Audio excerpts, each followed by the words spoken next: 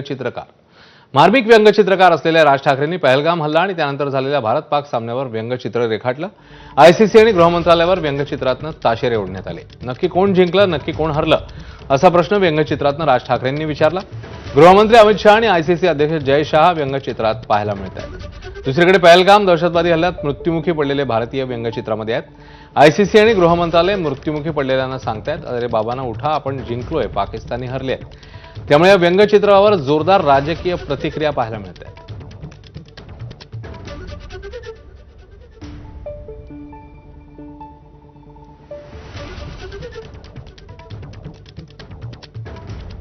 दरम्यान कलेमध्ये राजकारण आणायचं असेल तर आम्ही राजकीय उत्तर देऊ असं म्हटलंय मंत्री आशिष शेलारांनी।